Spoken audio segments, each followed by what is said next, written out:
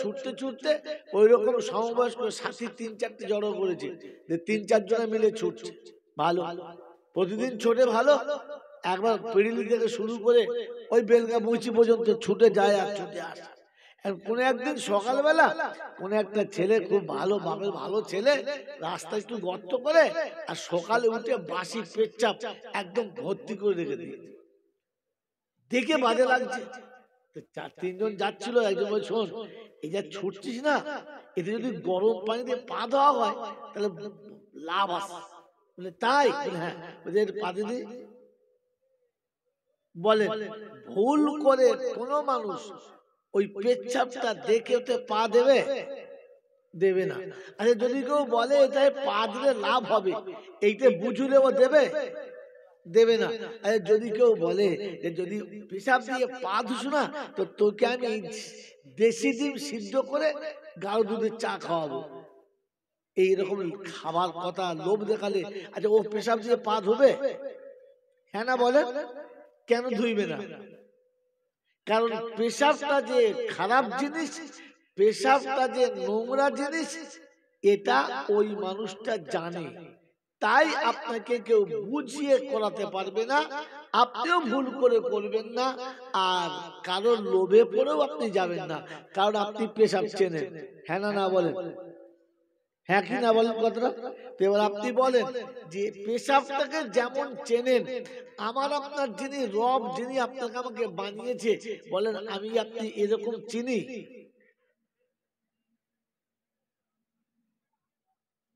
চিনি? রবটাই তো চিনি না। চিনি?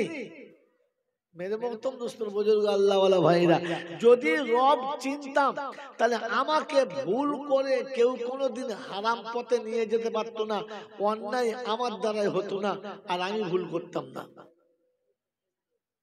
কারণ আমি আল্লাহ চিনি, আল্লাহর উপরে বিশ্বাস আছে, আল্লাহকে জানি, সেই জন্য আল্লাহ চেনার চেষ্টা করি। শোনাচ্ছিলাম প্রশংসার একমাত্র মালিককে, আল্লাহ। ঠিক তারপরই শত করে দরুদ ও সালাম বর্ষিত হোক আমার আপনার নবী, দোজাহানের বাদশাহ, আমিনার দুলাল, তাজদারে মদিনা, সরওয়ারে কায়নাইন, ফখরে দোজাহান, ইমামুল আম্বিয়া, খাতিমুন নবিয়িন, আশিকুল আরিফিন, শফিয়ে মুজনাবিন, আনিসুল গরিবিন, আশিকুল মুরাদিন, রাহমাতাল লিল আলামিন, জনাবে মুহাম্মদুর রাসূলুল্লাহ, জোরে বলি সকলে সাল্লাল্লাহু তাআলা আলাইহি ওয়াসাল্লামের উপরে, সেই সাথে আল্লাহর অফুরন্ত রহমত ওয়াজাচিত বর্ষিত হোক তার সকল নেক বান্দা ও বান্দীদের উপরে, সকলে বলি আল্লাহুম্মা আমিন। মেরে মোহতরম দোস্তর বুজুর্গ আল্লাহওয়ালা ভাইরা, জ্ঞানীজনরা, সুধী মানুষেরা, আপনাকে আমাকে ভাবার বিষয়, বলেন আল্লাহ আমাদেরকে যা বানিয়েছেন, আল্লাহ আমাদেরকে যেটা বানিয়েছেন সেটা কি? আমি কে? আমি কে? আমাকে পাঠিয়েছে কে? আর আমাকে যেতে হবে কার কাছে? এটা যদি আমার জীবনে চলে আসে তাহলে উন্নতির উচ্চ শিখরে চাপা আমার জন্য সহজ। আর যদি এটাই চিনতে না পারি আর বুঝতে না পারি, তো তাহলে আমি আর আপনি উন্নতির যত রাস্তা ধরি ওটা অবনতির গর্তে নিয়ে যাবে, উন্নতির রাস্তায় যাবে না। মেরে মোহতরম দোস্তর বুজুর্গ আল্লাহওয়ালা ভাইরা, জ্ঞানীজনরা, বুদ্ধিজীবীরা, দুটো কথা মাথায় নিয়ে চলে যান।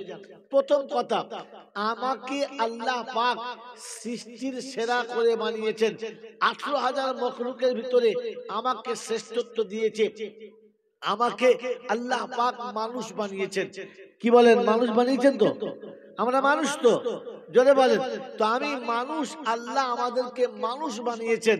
আমার আল্লাহওয়ালা ভাইরা, এটা আমাকে কখনো বসে বসে এরকম ভাবার সুযোগ এসেছে যে আল্লাহ 18,000 মখলুকের ভিতরে আমাকে শ্রেষ্ঠ মানুষ করেছে, আমাকে শ্রেষ্ঠত্ব মনে হয় কিনা, আমি শ্রেষ্ঠত্বের কোনো নমুনা দিতে পারি কিনা? আল্লাহ পাক আপনাকে আমাকে শুনিয়েছেন, পৃথিবীর কোন জন্তু জানোয়ারকে শোনায় নাই, পৃথিবীর কোন জন্তু জানোয়ারের কাছে খবর যায় নাই, পৃথিবীর কোন জন্তু জানোয়ারকে আল্লাহ বলে নাই যে আমাকে ভয় করো, আমাকে ভয় করো। আল্লাহ পাক এটা অনলি ফর শুধু খালি মুসলমানদেরকে বারবার শোনাচ্ছেন, আর কখনো কখনো বিশ্ব মানবকে ভয় করিয়েছেন। আর শুনেছেন ইয়া আইয়ুহান নাস ইত্তাকু রাব্বাকুম, ও বিশ্ববাসী রবকে ভয় করো। এটা পৃথিবীর কোন জীবজন্তুকে বলে নাই, পৃথিবীর কোন প্রাণী জগৎকে বলে নাই। ভয় শুধু খালি মানুষ তোমাকে করতে বলেছে, মানুষ তোমাকে ভয় করতে বলেছে। বলেন আমি আর আপনি ভাবি আর ভেবে বলি, আল্লাহ আমাকে ভয় করার কথা বলেছিল, আমার হৃদয়ে কি রবের ভয় এসেছে? আমি কি রবের ভয় আনতে পেরেছি? কারণ কিয়ামতে হিসাব আমার হবে, পৃথিবীর কোন জীবজন্তুর হবে না। কিয়ামতে বিচার আমার হবে, আর কোন জীবজন্তুর হবে না।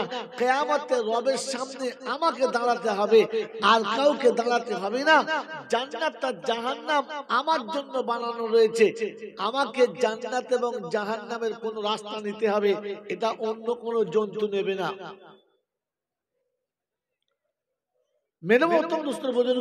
আমার আল্লাহওয়ালা ভাইয়েরা, জ্ঞানীজনরা, শুধু মানুষেরা, অতএব আমাকে আমার রব যেটা বলেছে ওটাকে মেনে চলা, ওটাকে বুঝে চলা, ওটাকে নিয়ে চলা। যদি আমি রবের কথা মতো চলতে পারি, আল্লাহ যেটা চাইছে সেটা নিয়ে চলতে পারি, রাসূল যেটা চাইছেন ওটা নিয়ে চলতে পারি, তাহলে আমার জীবনটা কামিয়াবির আলো দেখতে পাবে। আর যদি এই তোমাদের কাজ চলে, যদি আমি আর আপনি রবের এই অনুরোধ, রবের এই কথাটা না নিতে পারি, তাহলে পৃথিবীর যে রাস্তায় আমি যাচ্ছি ওটা আমাকে অধঃপতনের জায়গাতে নিয়ে যেতে পারে, উন্নতির জায়গাতে নিয়ে যেতে পারে না। আমার বন্ধুরা, আমার আল্লাহওয়ালা ভাইয়েরা, জ্ঞানীজনরা, শুধু মানুষেরা, আল্লাহ পাক শোনাচ্ছেন, আমি তোমাকে মানুষ করে পাঠিয়েছি, তোমাকে মানুষ হয়ে আমার কাছে ফিরে আসতে হবে, তাহলেই তোমার জন্য পরিত্রাণ। আমি তোমাকে মানুষ করে পাঠিয়েছি, আর মানুষ হয়ে ফিরে আসতে হবে। আর শুনিয়ে দিয়েছে, আমি যাদেরকে জাহান্নামে দেব তারা মানুষ হবে না, কারণ আমি মানুষকে জাহান্নামে দেব না, মানুষকে জাহান্নামে দেব না। আর শুনে রেখে দাও, আল্লাহ পাক রব্বুল আলামিন তিনি শুনিয়ে দিয়েছেন যে আমি যাদের জাহান্নামে দেব ওরা জানোয়ারের মতো হবে, মানুষ না। এইজন্য কোরআন বলছে ওয়ালাকাদ জারানা লি জাহান্নামা কাসীরাম মিনাল জিন্নি ওয়াল ইনস লাহুম কুলুবুন লা ইয়াফকাহুনা বিহা ওয়া লাহুম আ'য়ুনুন লা ইউবসিরুনা বিহা ওয়া লাহুম আযানুন লা ইয়াসমাউনা বিহা উলাইকা কাল আনআম বাল হুম আদাল উলাইকা হুমুল গাফিলুন।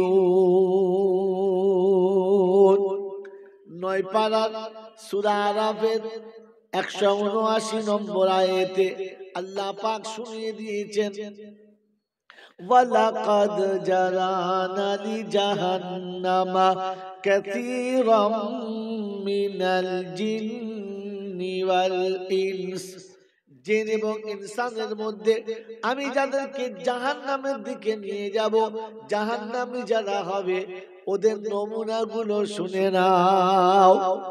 জিন ইনসান জাহান্নামী হবে, নমুনা কি? বলে তাদের হৃদয় থাকবে অনুশোচনা, থাকবে না।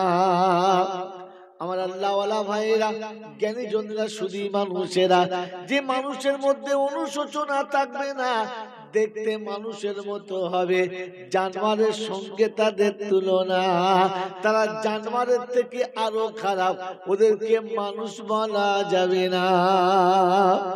আমার বাপজিরা, সোনারা, লালেরা, জ্ঞানী জনেরা, বুদ্ধিজীবীরা, আল্লাহ পাক শুনিয়ে দিয়েছেন যাদের কান আছে শোনার পরে ভাবার ক্ষমতা থাকবে না, ওরা দেখতে মানুষের মতো হবে, আল্লাহর দরবারে জানোয়ারের সঙ্গে তাদের সমান হবে। এরা জানোয়ারের মতো হবে কিন্তু জাহান্নামে যাবে, জাহান্নামের বাইরে যাবে না। এটাও আরেকটা বিষয় ভাবার কথা। আপনি আমি ভাবতে পারি আল্লাহ আপনাকে আমাকে ভাবার জন্য পাঠিয়েছেন আর শুনিয়ে দিয়েছেন। শুনে রাখো, লাহুম কুলুবুন লা ইয়াফকাহুনা বিহা, যাদের হৃদয় আছে অনুশোচনা থাকবে না, ওরা মানুষের মতো দেখতে হবে কিন্তু জানোয়ারের সঙ্গে তাদের তুলনা। আমার বাবাজি আমার শোনাচ্ছেন বন্ধুরা, বলেন আমার আপনার কাছে অনুশোচনা আছে না? না বলেন, আমি আপনি ভাবি, আমার আপনার কাছে ভাবনা আছে? হ্যাঁ না না বলেন। তাহলে একটা ছোট্ট মজার কথা বলে দিচ্ছি, শুনে নেন। আমাদের দেশে যখন ছেলে মেয়েদের বিয়ে হয় আর বিয়ের পরে যখন দেখে যে জামাই মনে হচ্ছে বড় পীর আব্দুল কাদের জিলানী, জামা একদম হাঁটুর নিচে, মাথায় পাগড়ি, মুখে সুন্দর করে রুমাল দিয়ে টিপে ধরে আছে, দুনিয়া চিল্লালে জামাই চিল্লায় না, তো মেয়ের মা মনে করছে বড় পীর সাহেবের সঙ্গে মেয়ের বিয়ে দিচ্ছি, কপালে কষ্ট হবে না। এরপরে মাস 2-3 পরে খবর নিয়ে দেখছে মেয়ে একটা রাতও ভালো করে ঘুমাতে পারে না, দুবেলা মারধর চলে আর জামাই মদ না খেয়ে বাড়িতে ফেরে না। কথা বুঝেছেন? মেয়ে এসে কাঁদছে, কি হবে? আমি ও বাড়ি আর যাবো না। কেন? তো জামাইয়ের এই হালাত। বলেন এইরকম দুরবস্থা শোনার পরে বাড়ির মুরব্বীরা, বাড়ির অভিভাবকরা কি বলে? কাঁদিস না মা, তোর তকদিরে ছিল, কি করবি? ধৈর্য ধর, ধৈর্য ধর আর একটু সবর কর, আল্লাহ একদিন তোর ভালো দেবে, একদিন তোর কপালে সুখ হবে, একদিন তুই সুখে সংসার দেখবি, তোর ছেলেমেয়েরা বড় হলে তোর কপালে সুখ হবে, তোর ছেলেমেয়েরা বড় হলে মানে যত রকমের সান্ত্বনা দিয়ে দেয়। কি বাবা, দিই না? দিই না? জোরে বলে দিই তো। কিন্তু যখন বাড়িতে ছেলের বিয়ে দেওয়ার পরে কোন বৌমা আসে, আনার সময় মনে হলো যেন মা খাদিজা আসছে, মাথা তোলে তো নামায় তো আর তোলে না, মাথার ঘোমটা খোলে না, আর মনে হচ্ছে পৃথিবী নড়লে বৌমা নড়ে না, মনে হচ্ছে মা খাদিজা এসেছে। বাবা 8 মোগলা জোরে ফিরে আসার পরে মনে হচ্ছে খাদিজা নয়, একবার খাদেজা। কি বুঝলেন? তার সে আচার ব্যবহার আর তার চালচলন মোটে সহ্য করার মতো না, কোন রকমের কোনো কথা মানে না আর কোনো কথা শোনে না। এ বন্ধু, তখন আমি আপনি কি বলি? এ বউ চলবে না, বাদ দে। হ্যাঁ না না? জোরে বলে। তখন বলে এই বউটা চলবে না, বউটা বাদ দে, তোকে আবার বিয়ে দেবো, ও মেয়ে ঘর করা যাবে না। যেই লোকটি 2 দিন আগে বলেছে ও যত কষ্ট হয় হোক, ধৈর্য ধর, সবর কর, ওর সাথেই থাক, আল্লাহ দিলে একদিন সুখ হবে, এখন আপনি কেন বলেন নাই? দেখ বাপ, তোর তকদিরে এরকম বউ লেখা ছিল, ওকে একটু বোঝা। আমরা সবাই সাথ দিচ্ছি, আমরাও বোঝাচ্ছি, তুইও বোঝা, ওকে একটু ভালোবাস। আচ্ছা ওর কথাটাই শোন, খানিকক্ষণ ওর কথা মেনে নে, একদিন এই বউটা খুব ভালো হবে, একদিন এই বউ তোর কপালে সুখ হবে, এই বউটার সঙ্গে থাকলে তোর কপালে শান্তি আসবে। এটা কোনোদিন বলেছি? তাহলে বুঝে দেখি আমার আপনার বিচার কত সুন্দর। বাবাজিরা, আমার আল্লাহওয়ালা ভাইরা, জ্ঞানীজনরা, সুধী মানুষেরা, নিজের স্বার্থটা পুরো করার সময়তে পরিপূর্ণ বুঝে নিলাম, আর যখন পাল্টি খেয়ে গেলাম তখন একেবারে সবটাই ভুলে গেলাম। আমার বন্ধুরা, আমার আল্লাহওয়ালা ভাইরা, কোরআন আপনাকে শুনিয়ে দিয়েছে জাহান্নামীদের নমুনা হলো ওরা একেবারে জানোয়ারের সমান হবে, অনুশোচনা তাদের দিলে থাকবে না। এই জন্য আপনার আমার জীবনে মানবতার চ্যাপ্টার আনার জন্য আর অনুশোচনা আনার জন্য একজন মানুষের কথা আল্লাহ কোরআনে পাকে স্মরণ করিয়েছে আর শুনিয়ে দিয়েছে লাকাদ কানা লাকুম ফি রাসূলিল্লাহি উসওয়াতুন হাসানা। ও বিশ্ববাসী, খবরটা শুনে রাখো, যদি মানুষ হয়ে আমার কাছে আসতে চাও, মানবতা ফিরিয়ে আনতে চাও, মানবতার দিশারি হতে চাও, আমি আল্লাহ পাক শুনিয়ে দিচ্ছি আমার রাসূলকে তোমাদের কাছে নমুনা করে পাঠালাম। তুমি চলবে তো আমার নবীর মতো, বলবে তো আমার নবীর মতো, তোমার খাওয়াটা হবে তো আমার নবীর মতো, তোমার শোয়াটা হবে তো আমার নবীর মতো। বললে হুজুর কি পাবো বলো? কোরআন শুনিয়ে দিয়েছে আপনাকে। আপনার মনের কোনে প্রশ্ন ছিল সংসার কে চালাবে, সংসার কি করে চলবে, দোকান কি করে চলবে, চাকরি কি করে হবে, অফিস কি করে হবে, আদালত কি করে হবে, দুনিয়া কি করে চলবে। তো কোরআন শুনিয়ে দিয়েছে, শুনে রাখো ও বিশ্ববাসী, সব কিছু চালাবার জিম্মেদারি আমার কাছে। রিজালুল্লাহ তুলহি তিজারাতুন ওয়ালা বাইউন আন যিকরিল্লাহ ওয়া ইকামিস সালাহ ওয়া ইতাইজ যাকাহ ওয়া ইয়াখাফুনা ইয়াওমান তাতাকাল্লাবু ফীহিল কুলুবু ওয়াল আবসার লিয়াজজিয়াহুমুল্লাহু আহসানা মা আমিলু ওয়া ইয়াজিদাহুম মিন ফাদলিহি আল্লাহু ইয়ারযুকু মান ইয়াশাউ বিগাইরি হিসাব। 18 পারায় সূরা নূরের 37 নম্বর আয়াতে ডান দিকের পৃষ্ঠার নিচে থেকে 5টা লাইনের উপরে আল্লাহ পাক শুনিয়ে দিয়েছেন রিজালুল্লাহ তুলহিহিম তিজারাতুন ওয়ালা বাইউন আন যিকরিল্লাহ। দুনিয়ার ওই সমস্ত মানুষ আমি আল্লাহ যখন তাদেরকে দেখেছি, ব্যবসা আটকাতে পারে নাই, বাণিজ্য আটকাতে পারে নাই, চাষ চাকরি আটকাতে পারে নাই, মিল ফ্যাক্টরি আটকাতে পারে নাই, কারখানা আটকাতে পারে নাই, দুনিয়ার কোন অফিস আদালত আটকাতে পারে নাই। যখনই ডেকেছি আল্লাহু আকবার, সঙ্গে সঙ্গে চলে এসেছে, মোটে দেরি করে না। আল্লাহ পাক শুনিয়ে দিয়েছে আমি তাদের বেহিসাব রুজির ব্যবস্থা করেছি, কোনদিন রুজির কষ্ট পাবে না। কোরআন শুনিয়ে দিয়েছে ফালিয়াবুদু রাব্বা হাযাল বাইত আল্লাযী আত'আমাহুম মিন জু' ওয়া আমানাহুম মিন খাউফ। যারা বাইতুল্লাহ রবের দিকে মুখ করে সিজদাতে মাথা নামিয়ে দেবে, আমি আল্লাহ পাক রব্বুল আলামিন শুনিয়ে দিচ্ছি তাদের জন্য দুটো নিরাপত্তা। 1 নম্বর রুজির কষ্ট হবে না, 2 নম্বর মুসিবত থেকে বাঁচিয়ে নেব, কোনদিন কোন বিপদে তাকে ফেলে কষ্ট দেব না। ও মুসলমানের ছেলে, এজন্য শুনিয়ে রাখছি, শোনো, মুসলমানের সবথেকে বড় বিপদ হলো মৌতের সময় আর অন্ধকার কবরে। তার থেকে বড় বিপদ হলো কাল কিয়ামতের ময়দানে হাসরে। তার থেকে বড় বিপদ হলো ফুলসিরাতের ফুলের ধারে। আমার বাবাজিরা, আমার সোনার চাঁদ বন্ধুরা, আমার সোনামণি মায়েরা বোনেরা, আল্লাহ পাক শুনিয়ে রেখেছে বান্দা আমি যখন ডাকবো ছুটে আসবি, তুই আমার দরবারে যখন হাজিরি দিবি, লা হিজাবা বাইনাহু ওয়া বাইনা আবদি, আমার বান্দার মাঝখানে কোনো পর্দা থাকবে না। ওই সময় বান্দা তুমি যা বলবে আমি নিজে ওটা শুনবো, তুমি যা চাইবে আমি দেবো, কিন্তু ডাকলে ছুটে তোমাকে আমার কাছে আসতে হবে। কি বলেন জি? যাবো ইনশাল্লাহ, যাবো ইনশাল্লাহ। হ্যাঁ বলেন। আমার ইচ্ছায় না রবের ইচ্ছায়? আমার ইচ্ছায় না আল্লাহর ইচ্ছায়? জোরে বলেন। আমার কার ইচ্ছায়? আল্লাহর ইচ্ছায়। আল্লাহর ইচ্ছায় যাই কোনোদিন মনে হয়? আল্লাহর ইচ্ছায় যদি তোমার যাওয়াটা হতো, আযান হওয়ার অপেক্ষা তুমি করতে না। আল্লাহর ইচ্ছায় যদি হতো, ফজর কোনোদিন কাজা হতো না, তাহাজ্জুদ তোমার কোনোদিন ছাড়তো না। মুসলমান আল্লাহর ইচ্ছায় যদি হতো, বর্ষা বাধা হতে পারত না, শীত বাধা হতে পারত না, বিপদ বাধা হতে পারত না।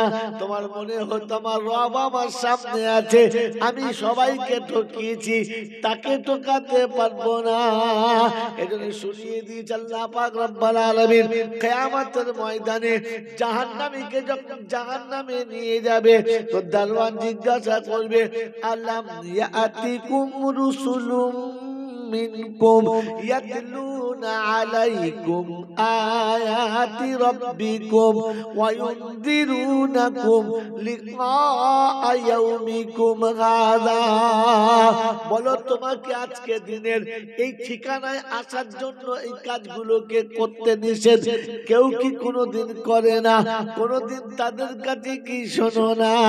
সেদিন বলবে এসেছিল রব্বানা, আমরা মনে মনে করতাম আমরা কি কম বুঝি, আমরা কি বুঝি না, আমাদের জ্ঞান গম্য আছে, আল্লাহ আমাদের বুদ্ধি দিয়েছে, আমরা বড় বড় ডিগ্রি অর্জন করেছি, অনেক উঁচু জায়গায় বসে আছি। ও বন্ধু সেদিন কথাগুলো শোনো না। বলে আজকে কি করবে বলো? আলাম ইয়াতিকুম নাযীর, ভয় কি কেউ তোমাদের দেখায় নাই? বলে বলেছিল মাওলানা, আমরা মনে মনে করতাম আমরা ঠিক জায়গায় আছি, আমরা ভুল জায়গাতে না। বলে এখন কি মনে হচ্ছে? বলছে লাউ কুন্না নাসমাউ আও নাকিলু, যদি কথাগুলো শুনতাম আর ভাবতাম তাহলে জাহান্নামে যেতে হতো না। আয় পিড়িলির বাবাজিরা, যারা পালিয়ে গেছে ভাগ্যবান, যারা পালিয়ে গেছে ভাগ্যবান, আর যারা বসে রয়েছে এরাই হলো কি বুদ্ধিমান। হ্যাঁ না বলেন না? যারা চলে গেছে তারা বুদ্ধিমান, যারা বসে আছে তারা ভাগ্যবান। যারা চলে গেছে তারা কি বুদ্ধিমান, যারা বসে আছে এরা জোরে বলেন ভাগ্যবান। বুদ্ধিমানের বন্ধু হলো শয়তান, ভাগ্যবানের বন্ধু হলো রহমান। বুঝে এসছে বাবা? আমার আল্লাহওয়ালা ভাইরা, জ্ঞানী জনেরা, শুধু মানুষেরা, এখন আপনাদের শোনাচ্ছিলাম আল্লাহ মানুষ হয়ে ফিরে যেতে বলেছে, আর বলেছে আমি কোনোদিন মানুষকে জাহান্নামে দেব না। তাই সচিয়া ইবাদিলা খাউফুন আলাইকুমুল ইয়াউমা ওয়ালা আনতুম তাহজানুন আল্লাযীনা আমানু বিআয়াতিনা ওয়া কানু মুসলিমিন উদখুলুল জান্নাতা আনতুম ওয়া আজওয়াজুকুম তুকবালুন। আল্লাহ পাক শোনাচ্ছেন, কিয়ামতের যখন ময়দান হবে, বিপদ আর মুসিবতের দিন হবে, আমি আল্লাহ শুনিয়েছি তোকে বাঁচাবো, আর বাঁচানোর জন্য যে রসদটা দিয়েছি সেটা সালাত, সেটা নামাজ, সেটা একমাত্র নামাজ। কারণ একজন মানুষ জাহান্নামে যাওয়ার জন্য সব থেকে যেটা মেন কারণ সেটা হচ্ছে নামাজ না থাকা।